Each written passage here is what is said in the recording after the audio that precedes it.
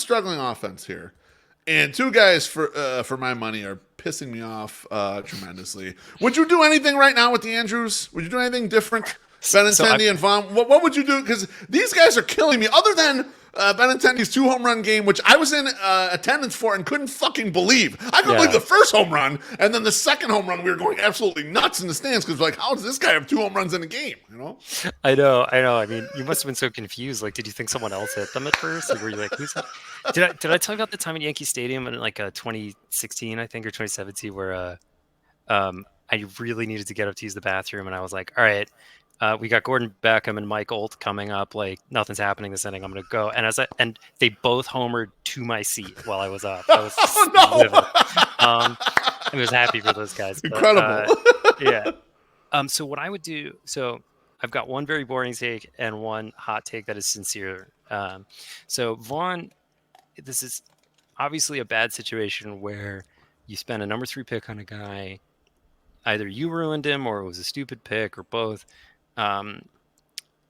But fortunately, you're in a rebuild. You're not going to find a better player than him to play every day. Just run him out there, give him this season, and figure it out. Give him the rest of the season, see what he does, work at it. Maybe he'll show you something, and maybe he won't. And you'll at least learn one way or the other. You're not going to do that thing where you're like, well, maybe forever until it's like totally pointless. He's got this amount to earn his next arbitration raise, and that's it. He's got the 500 plate appearances that are left, and that's all you got left. And then you trade him to Tampa to be a platoon all-star or whatever. Right. Yeah. It feels like he's had some bad luck on batted balls so far, but maybe that's just because he hits the ball like hard in the air so rarely that when he does and someone catches it, it feels like, oh, come on, like let him get this one, please. Benintendi, like I'm not trying to sound like a sports radio call-in guy. Like, what's the argument against cutting him?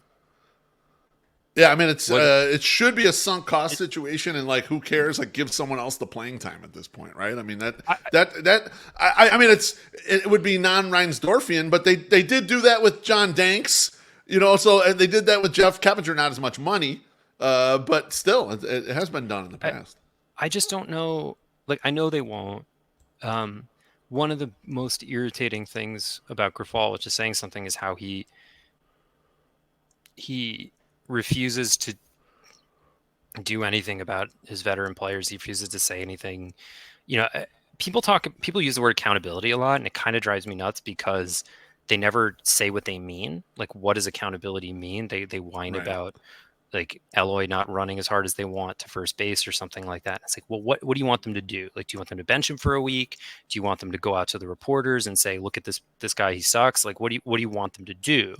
For me, like Benintendi's in a place where like if you airmail the cutoff man multiple times and you're the player, you're not 40, you're not physically compromised, you're not a rookie, it's not like you're confused or panicking, you're in your late 20s, you're making a ton of money, like you should know where to throw the ball. If he does that, like I don't know why he's not getting called out by the manager. I don't know why he's not getting benched for a week. If you actually want to show you could not stop saying the word culture for forever.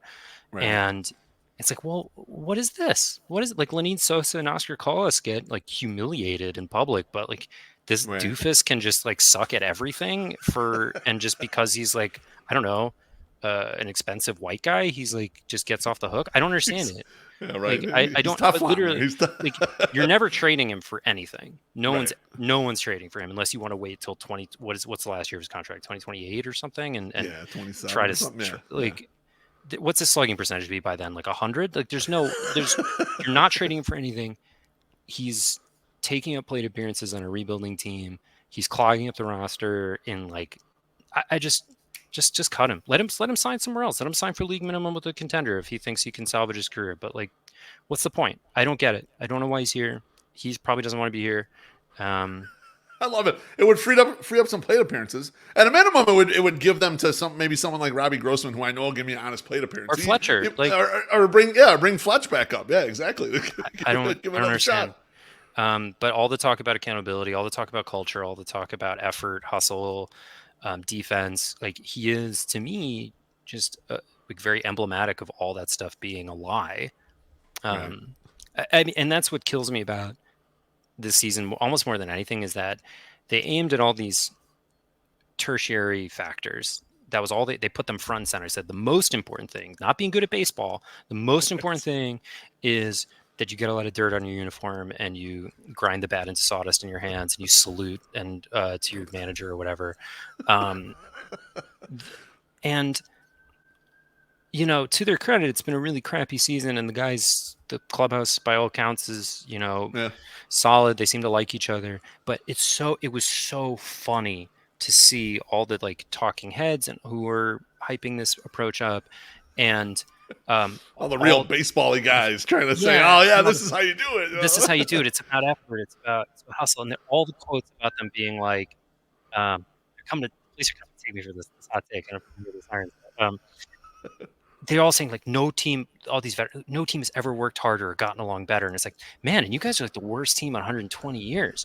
Maybe that stuff is secondary to being good baseball players. Like and that's not to say none of that doesn't matter. I'm not saying it doesn't Right. matter at all, but I think it's like cart before the horse stuff. It's Yeah. most teams that are talent winning, first, then all this shit. most teams that are winning get along. Most teams that are losing get frustrated and start sniping at each other. That's just Right. kind of how almost any team.